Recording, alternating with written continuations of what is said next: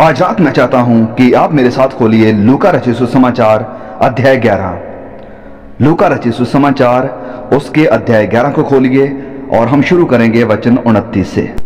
वचन 29 से हम पढ़ना शुरू करेंगे और मुझे उम्मीद है कि आप अपनी बाइबल लेकर आए हैं। आप में से कितनों के पास बाइबल है? जरा दिखाइए, उठाइए, बाइबल को ऊपर उठाइए। वाह, अद्भुत! बहुत सारे लोगों के पास हजारों बाइबलें। चलिए अब पढ़ते हैं वचन 29 को अध्याय 11 के। And when the people were gathered thick together, he began to say, "This is an evil generation. They seek a sign, and there shall no sign be given it but the sign of Jonah the prophet.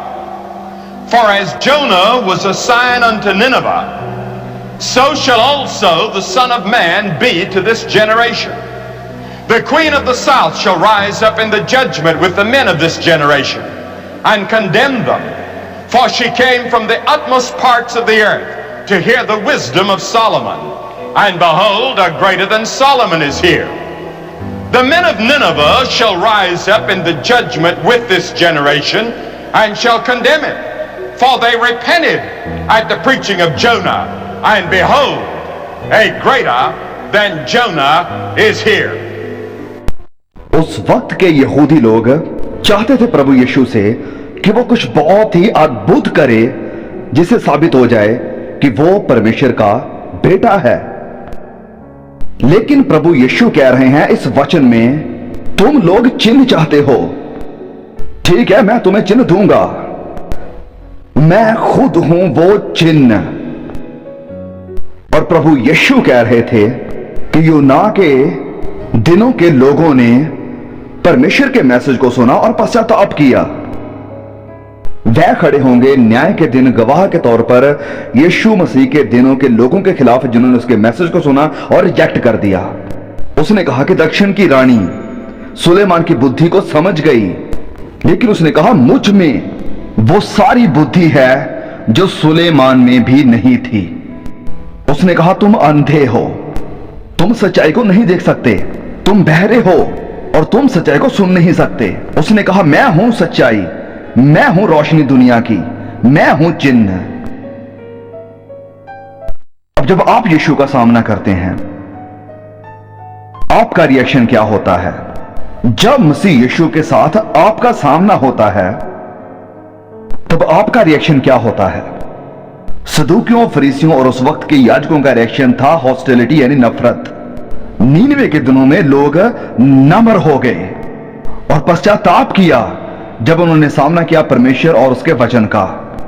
और सवाल जो आज हम सब पूछते हैं वो ये है, मसीह यीशु के बारे में आप क्या सोचते हैं? कौन है यीशु? मसीह यीशु, क्या तुम वही हो जो लोग कह रहे हैं कि तुम हो? मसीह यीशु, क्या तुम्हें लगता है, क्या तुम वही हो जो वो कहते हैं कि तुम हो? ये मेरे लिए बड़ी इंटरेस्टिंग बात है कि 1971 में नाटक, किताबें, नॉवल, मूवीज मसीह यीशु के बारे में। हमारी पीढ़ी प्रभु यीशु को ठुकरा नहीं सकती। और जब गुड न्यूज आई मॉडर्न इंसान के लिए कि नई ट्रांसलेशन नए नियम की अमेरिकन बाइबल सोसाइटी के द्वारा, तो उन्होंने 25 मिलियन कॉपीज बोला बिक गई। हम यीशु से भाग नहीं सकते। जवान लोग मसीह यीशु के बारे में बातें कर रहे हैं। वो आज बातचीत का विषय है, कैंपसेस में भी, हाई स्कूल्स में भी, हर जगह जवान लोग आज मसीह यीशु के बारे में बातचीत कर रहे हैं और वो पूछ रहे हैं कि वो कौन है? कौन है ये मसीह यीशु? हम उससे भाग नहीं सकते। आपको याद है वो दिन जब संत पौलुस, जो मसीहों को सता रहा था, वह दमस्कस की तरफ जा रहा था और एक बड़ी तेज रोशनी आई और वो नीचे गिरा और सबसे पहला सवाल जो उसने किया कि प्रभु तू कौन है? तो वो सवाल जो हमारे जवान पढ़ने लिखने वाले भी आज पूछ रहे हैं वो ये है कि हे प्रभु तू कौन है? कौन है यीशु? क्यों हम उससे पीछा नहीं छुड़ा सकते? क्यों वो हमारे जमीर और हमारे मनों में है कि हमारी कविताएं, हमारे नॉवेल्स, हमारी किताबें, हमारी फिल्में उसके ऊपर हैं?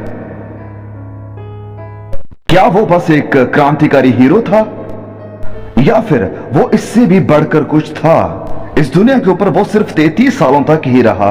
100 मील से ज्यादा उसने सफर नहीं किया। उसकी कोई फॉर्मल एजुकेशन भी नहीं थी, लेकिन फिर भी हजारों सालों के बाद एक सारी की सारी पीढ़ी आज बात कर रही है मसीह यीशु के बारे में। कुछ लोग कहते हैं कि वो पागल इंसान था। मसीह यीशु के वक्त में कुछ लोगों ने कहा था कि वो पागल है। क्या वो था? और फिर कुछ थे जो कहते थे कि वो क्रांतिकारी है, वो क्रांति की शुरुआत करने आया है। क्या वो क्रांतिकारी था? जिंदगी को बदलने की बात करें तो हां, वो क्रांतिकारी था, लेकिन वो कभी भी रोमन हुकूमत के खिलाफ नहीं गया। उस वक्त की मौजूदा हुकूमत के खिलाफ उसने कोई विद्रोह नहीं किया, वरन इसकी बजाय कुछ लोगों ने उससे यह करवाने की कोशिश करी और कईयों ने सोचा कि वो ये करने वाला है। और फिर जब लोगों को पता चला कि वो एक आत्मिक हुकूमत शुरू कर रहा है तो वो इसमें इंटरेस्टेड नहीं थे। और जब लोगों ने उसे इसके विषय में टेम्प्ट करने की कोशिश करी तो उसने कहा कि मुझे सिखा दो, और कहा कि इसके ऊपर किसकी तस्वीर है। उन्होंने कहा कैसर की। उसने कहा ठीक है, जो कैसर का है वो कैसर को दो और जो परमेश्वर का है वो परमेश्वर को दो। और वचन कहता है कि फिर वो उससे एक सवाल भी ना पूछ पाए और वो उसके सवाल का जवाब ना दे पाए। खुदावंद मसीह यीशु की हुकूमत इस दुनिया की हुकूमत नहीं है। वो एक अलग ही राज्य की स्थापना कर रहे हैं। वो एक अनंत राज्य की स्थापना कर रहे हैं। और फिर कुछ लोग हैं जो ये कहते हैं कि वो पहला हिप्पी था। वो कहते हैं उसके लंबे बाल थे, अपने शागिर्दों का ग्रुप लेकर वो चलता था। देखिए, असल में हम नहीं जानते हैं कि प्रभु यीशु कैसे दिखते थे। हम नहीं जानते कि उसके लंबे बाल या लंबी दाढ़ी थी या नहीं। ये सब बस तस्वीरें हैं जो आर्टिस्ट ने बनाई हैं और हम सोचते हैं कि वो ऐसे थे। हमें नहीं पता कि उसके लंबे बाल थे या नहीं। हो भी सकता है कि ऐसा हो, क्योंकि उस वक्त के लोगों के बाल ऐसे ही होते थे। हम नहीं जानते। हमारे पास मसीह यीशु की कोई तस्वीर नहीं है और परमेश्वर ने ऐसा होने दिया है एक मकसद के साथ, ताकि हम किसी तस्वीर की पूजा ना करें। क्योंकि परमेश्वर आत्मा है और उसकी आराधना भी आत्मा में होनी चाहिए। और फिर कुछ लोग थे जो ये कहते थे कि वो एक बुरा इंसान है, वो बुराई करने वाला है, कि वो शैतान है। कौन था वो? ये है सवाल। मसीह यीशु कौन हो तुम? कौन है यीशु? हम उससे नहीं भाग सकते हैं। हम उससे दूर जाते हैं लेकिन वो फिर सामने है। वो हर जगह हमें देखने को मिलता है। हमारे बड़े बड़े फिलोसोफर्स उसके बारे में लिखते हैं। हमारे इतिहासकार उसके बारे में लिखते हैं। हमारी कविताएं और ड्रामे उसके बारे में हैं। हमारा बड़ा आर्किटेक्चर भी उसके बारे में है। आप सोवियत यूनियन में जाकर देख सकते हैं। आप क्रेमलिन में जाइए। मैं गया हूं क्रेमलिन और वो सारा भरा हुआ है प्रभु यीशु मसीह की तस्वीरें और पेंटिंग के साथ। आप सोवियत यूनियन में कहीं भी चले जाइए, वहां पर आर्ट, तस्वीरें और बहुत सारा म्यूजिक भरा हुआ है प्रभु यीशु के साथ। वह उससे पीछा नहीं छुड़ा सकते। हम कुछ बातें उसके बारे में जानते हैं। हम जानते हैं कि वो इंसान बन के आया था। हाँ, वो 100% पूरी तरह से इंसान था, क्योंकि वो हम इंसानों को रिप्रेजेंट करने के लिए आया था। पवित्र वचन हमसे कहता है कि ही वॉज आइडेंटिफाइड, वो अपराधियों के संग गिना गया था। हम जानते हैं उसे भूख लगी, उसे प्यास लगी और उसे थकान भी हुई। हम जानते हैं उसने लोगों के साथ दोस्ती भी करी। हम जानते हैं कि वह रोया अपने दोस्त की कब्र के ऊपर। हम जानते हैं कि इंसानों के सारे स्वभाव उसमें थे। लेकिन यह बड़ी ही दिलचस्प बात है, वचन हमसे कहता है कि उसने कभी कोई गुनाह नहीं किया। वरन वह अपनी पीढ़ी के लोगों के बीच में खड़ा हुआ और कहा कि मैंने कभी कोई गुनाह नहीं किया। उसने कहा कि आप मेरे पड़ोसी हो, अगर किसी ने देखा है मुझे कोई गुनाह करते हुए तो वह एक शब्द भी ना बोल पाए। और क्या यह बात अद्भुत नहीं है कि 33 साल उम्र गुजारने के बाद कोई इंसान आता है और कहता है कि तुम में से किसी ने मुझे देखा है कोई गुनाह करते हुए? अगर मैं ऐसा करूं तो मेरी टीम उठकर कहेगी कि हां, मैंने देखा है। मेरी पत्नी यहां पर है।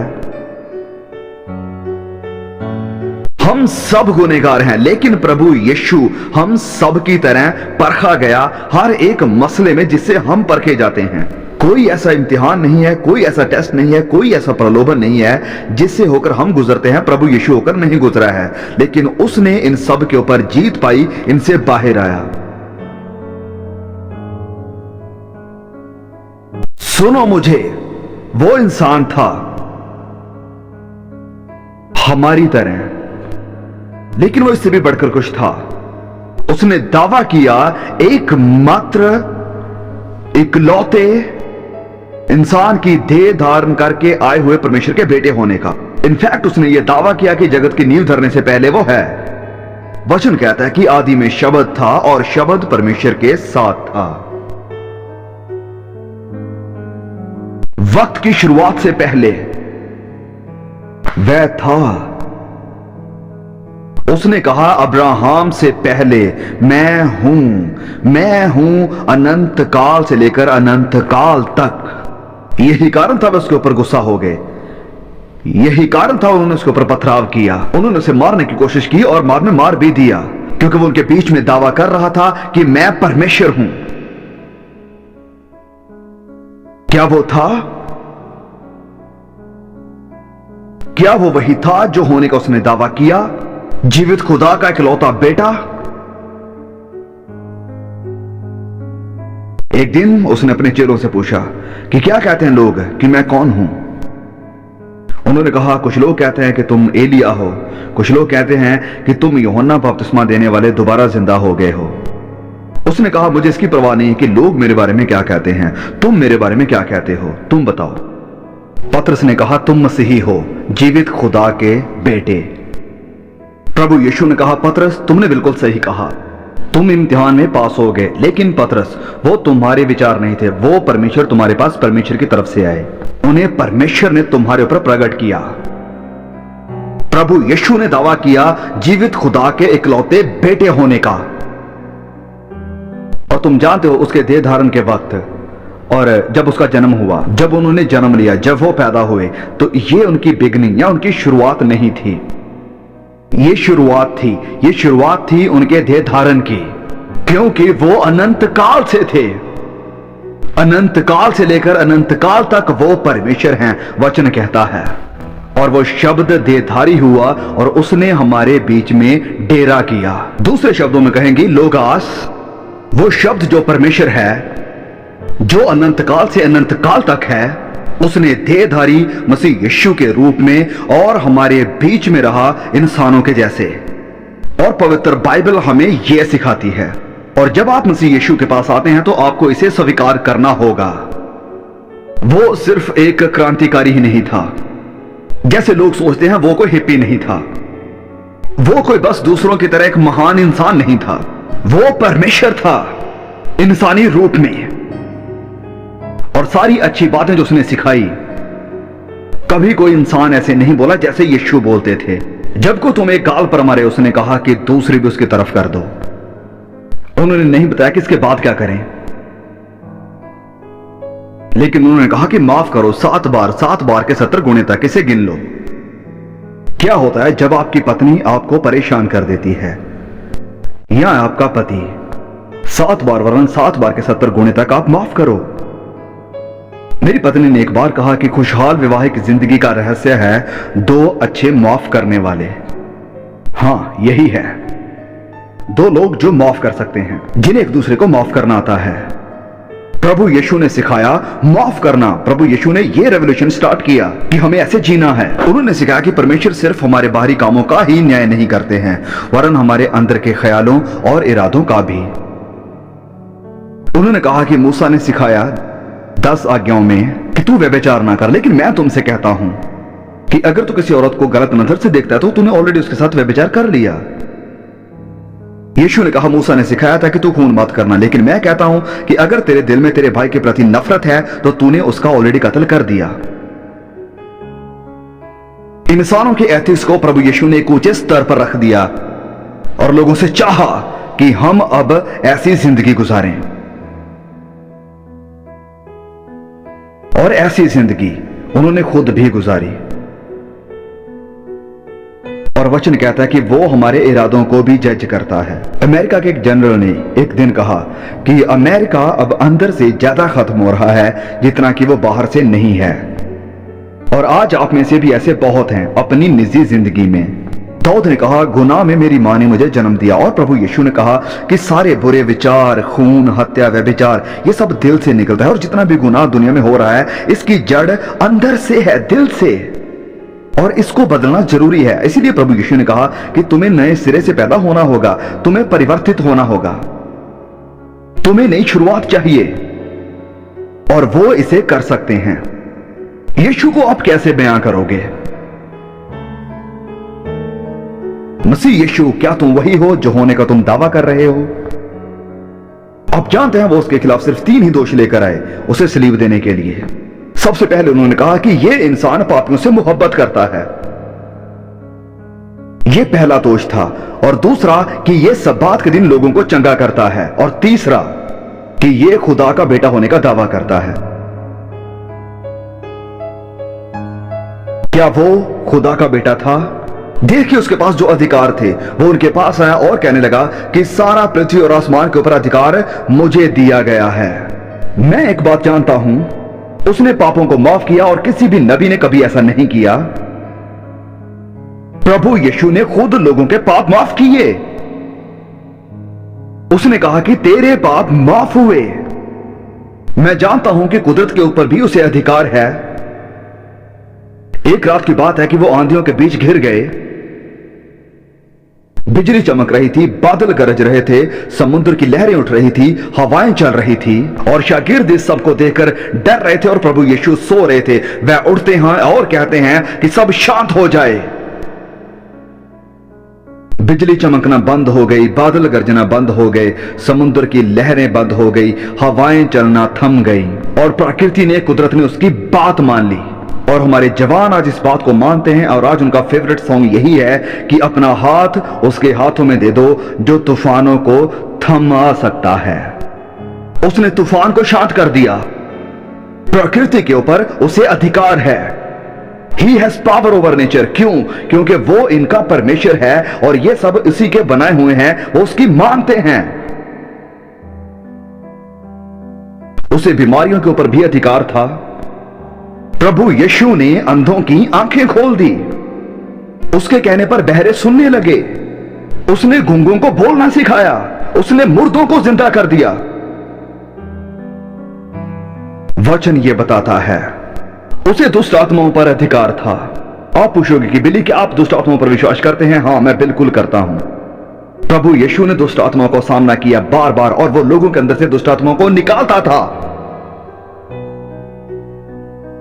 और लोग जो दुष्ट आत्माओं के बंधन में जकड़े हुए थे, उनकी बुद्धि खुल जाती थी, वो आजाद हो जा रहे थे।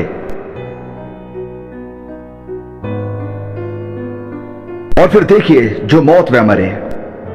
क्या कोई इंसान ऐसे मरा जैसे यीशु मरे? बिजलियां चमकी, बादल गरजे और पृथ्वी हिलने लगी, भूकंप आ गए। और रोमी सिपाही भी इस बात का अंगीकार करने लगे कि सचमुच यह परमेश्वर का बेटा था। हर कोई जो मसीह यीशु को क्रूस के ऊपर लटकता हुआ देखता है और उसका मन नहीं बदलता, तो उसका दिल पत्थर का है। उन्होंने पहले उसके कपड़े उतारे और फिर लेदर से बने हुए उन्होंने चांबुक लिए जिसके आगे लोहा लगा हुआ था, और इसके साथ वह प्रभु यीशु को उसकी पीठ के ऊपर मारना शुरू करते हैं। और इतना मारा कि अब प्रभु यीशु खड़े भी नहीं हो पा रहे थे। और फिर कांटों से बना हुआ एक ताज उन्होंने उसके सर पर रखा कि उसका चेहरा लहू से भर गया, और वे उसके ऊपर हंसे और उसके मुंह के ऊपर थूका और वे उसे ठट्ठा करने लगे। और उसके पास एक कहने की देर थी, क्योंकि हजारों स्वर्गदूत तलवारें लिए हुए खड़े थे और पृथ्वी को देख रहे थे कि वो इसे एग्जिस्टेंस से यानी यूनिवर्स से ही हटा दें। लेकिन प्रभु यीशु ने कहा, नहीं, इसी पल के लिए मैं धरती पर आया था। और उसने उस भारी क्रूस को लिया और उसे अपने कंधों पर उठाया और चलने लगा। और तुम जो अफ्रीकन लोग हो, इस बात को कभी मत भूलना, वो शख्स जिसने प्रभु यीशु की क्रूस उठाने में मदद करी वो अफ्रीकन था।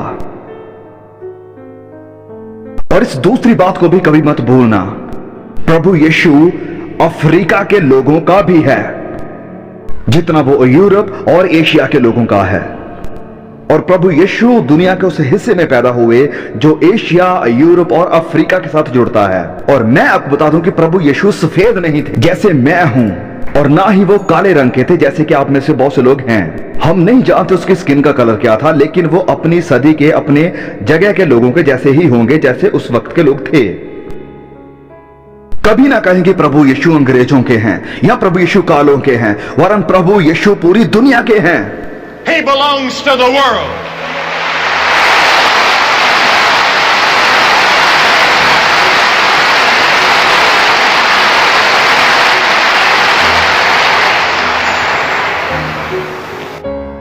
जब वह उस क्रूस पर मरा, उन्होंने उसे कील लगाए उसके हाथों में, और पता यीशु ने क्या कहा कि पिता ने माफ कर, ये नहीं जानते ये क्या कर रहे हैं, इन्हें माफ कर दे। क्या आप उस इंसान को माफ कर सकते हैं जो आपके हाथों में कील ठोक रहा है और आप इसके डिजर्व नहीं करते हैं? वह बुड़बड़ाया नहीं, उसने दोष नहीं लगाया, उन्हें गालियां नहीं दी, वह सहता रहा और कहा पिता इन्हें माफ कर, वह नहीं जानते वह क्या कर रहे हैं। ऐसे उसने सामना किया अपने ऊपर हो रहे जुल्म का। और फिर क्रूस के ऊपर उसने कहा पिता तूने मुझे क्यों छोड़ दिया, और अपना आत्मा पिता के हाथों में देते हुए कहा, उन्होंने कहा पूरा हुआ। उसका मतलब क्या था यह कहने का?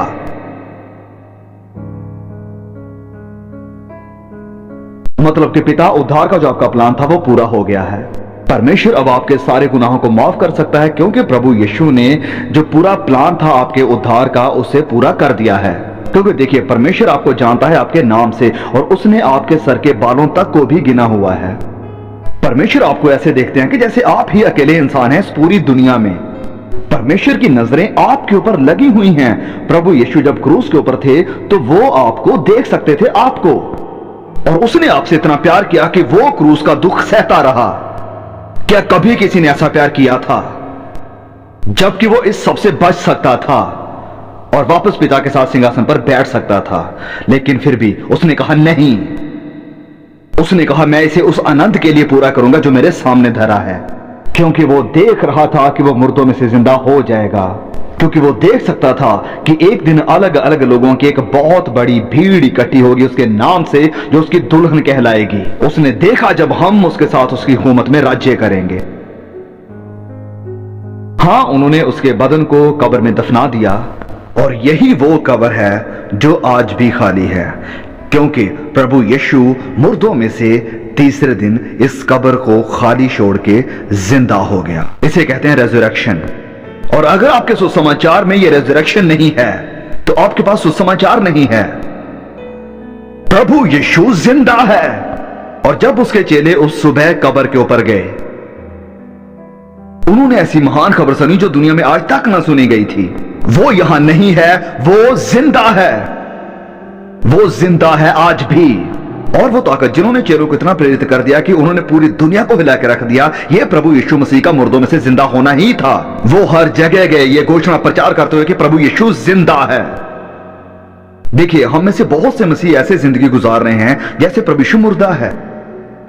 वो मरा हुआ नहीं है, वो जिंदा है।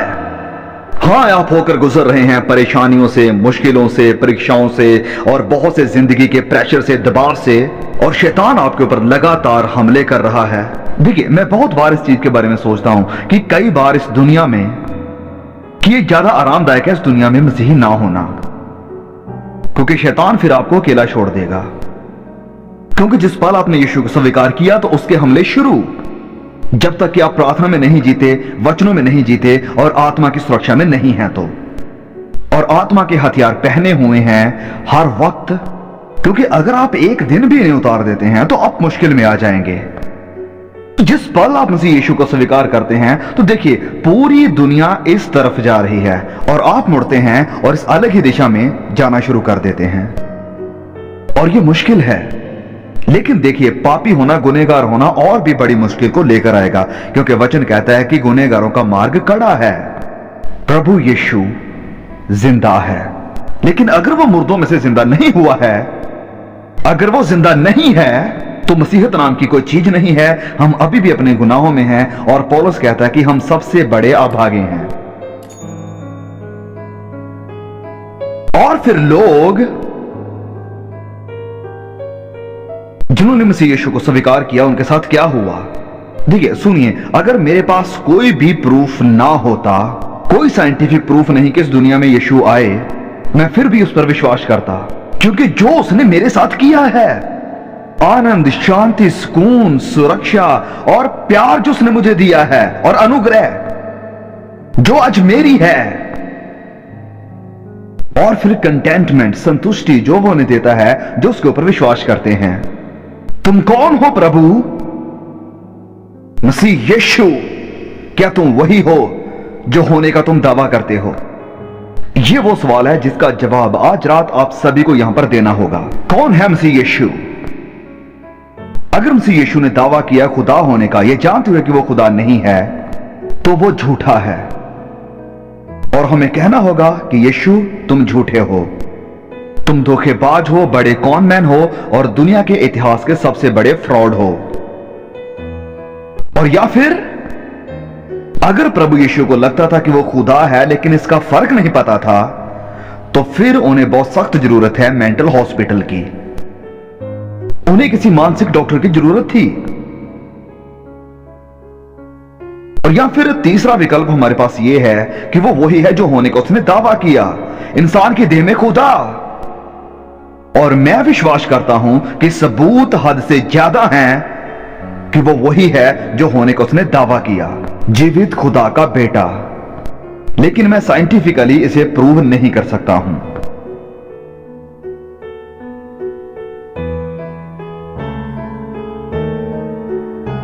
लेकिन मैं इसे साबित कर सकता हूं उन जिंदगियों से जिन्हें वो हर रोज बदल रहे हैं। मैं इसे साबित कर सकता हूं क्योंकि मेरे दिल में मैं कभी ये नहीं कहता कि मुझे लगता है, मैं सोचता हूं, मैं कहता हूं, मैं जानता हूं। और फिर देखिए, एक और बहुत जरूरी हिस्सा है हमारी जिंदगी का जिसके बारे में हम ज्यादा सोचते नहीं है, और वो है विश्वास। अब सोचिए, विश्वास जो आपको हर रोज करना पड़ता है। आपको यह विश्वास करना पड़ता है कि आपकी कॉफी में आपकी पत्नी ने जहर नहीं डाला है। पत्नी पर विश्वास हो सकता है वो चाहती हो लेकिन उसने ऐसा नहीं किया। आपको अपने बैंक पर विश्वास करना होता है। जब आप बैंक में पैसे जमा करवाते हैं तो आपको विश्वास करना पड़ता है कि बैंक मुझे पैसे वापस करेगा। आपको सरकार पर विश्वास करना पड़ता है। तो बहुत कुछ है जो हम करते हैं विश्वास के साथ। तो आप इसी विश्वास को लीजिए और इसे प्रभु यीशु के ऊपर रखें और कबूल करें उसे अपने मुक्तिदाता के रूप में, तो आप जानेंगे कि यीशु कौन है। तो आप विश्वास के साथ उसे स्वीकार करें और वो आएगा आपकी जिंदगी में, आपके दिल में, और आप जानेंगे कि वो वही है जो होने का उसने दावा किया।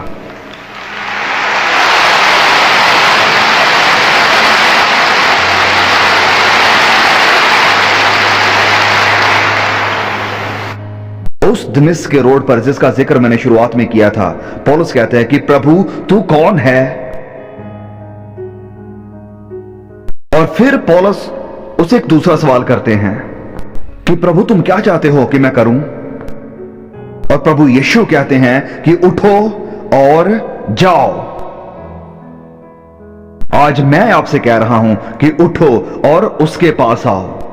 आप में से कुछ लोग इसका मजाक बना सकते हैं, आप उसे त्याग सकते हैं, और आप में से कुछ लोग उसे टाल सकते हैं कि फिर कभी सोचेंगे, या कुछ लोग उसे अभी स्वीकार कर सकते हैं अपने उद्धारकर्ता, अपने मुक्तिदाता, अपने माफ करने वाले और परमेश्वर के बेटे के रूप में। और वो आपकी जिंदगी में आएगा, आपके गुनाहों को माफ करेगा और आपकी जिंदगी को बदल देगा। आज रात आपसे कहा जा रहा है कि उसे स्वीकार कर लो। और इनफैक्ट अगर आप स्वर्ग जाना चाहते हैं तो वचन कहता है कि आपको उसे स्वीकार करना होगा। अगर आप गुनाहों से माफी चाहते हैं तो उसे स्वीकार करना होगा। और मैं आज आपसे कहने वाला हूं कि इसे अभी करें और सबके सामने करें। आप ये कैसे करेंगे? मैं आप सबसे कहता हूं कि आप अपनी जगह पर खड़े हो जाएं अभी, और यहां स्टेज के सामने आकर खड़े हो जाइए, परमेश्वर का भय मानते हुए, और कहिए कि मैं मसीह यीशु को अपनी जिंदगी में चाहता हूं। मैं चाहता हूं वो मेरे गुनाहों को माफ कर दे। मैं जानना चाहता हूं मैं स्वर्ग जाऊंगा। मैं चाहता हूं वो मेरी जिंदगी को बदल दे। मैं उसे अपना मुक्तिदाता करके स्वीकार करता हूं आज। अगर आप अपने दोस्तों, रिश्तेदारों या किसी पास्टर के साथ आए हैं तो वो सब आपका यहां इंतजार करेंगे। तो जैसे कि सैकड़ों लोग अंकल बिली ग्राहम के इस मैसेज को सुनने के बाद अपनी जिंदगी मसीह यीशु के हाथों में देने के लिए तैयार हैं, सारे बहाने छोड़कर प्रभु यीशु के साथ चलने के लिए, गुनाहों से पश्चाताप करके प्रभु यीशु के ऊपर विश्वास करने के लिए तैयार हैं, सक्रिय मार्ग के ऊपर चलने के लिए तैयार हैं। तो आप भी मेरे भाई मेरी बहन, आप जहां पर भी हैं, प्लीज सारे बहानों को, सारे तरह के एक्सक्यूजेस को छोड़कर गुनाहों से पश्चाताप करें, प्रभु यीशु को अपनी जिंदगी दे दें। और अगर आपने पहले से ही बपतिस्मा लिया है, विश्वास किया है, तो आज कमिटमेंट करें कि आप उसके साथ सक्रिय मार्ग के ऊपर चलने के लिए तैयार हैं। और इस मैसेज को, संदेश को उन सभी भाई बहनों तक जरूर पहुंचाएं जो कि अभी भी प्रभु यीशु से दूर हैं, जो कि अभी भी खुदावंद मसीह यीशु को नहीं जानते हैं। चैनल को सब्सक्राइब जरूर कीजिए। बहुत जल्द मिलते हैं एक और ऐसे ही नए वीडियो के साथ। तब तक के लिए खुदा मुझे, आपको, हम सबको संभाल के रखे।